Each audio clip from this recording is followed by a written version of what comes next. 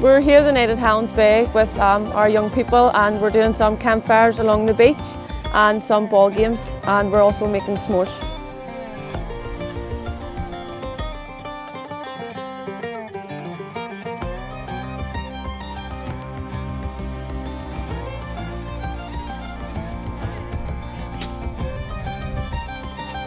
Three first one in. Love it. Well, how cold is it? Baltic. Well, na gligani gormat, táid jimui ar an trá ag gceanna seoir.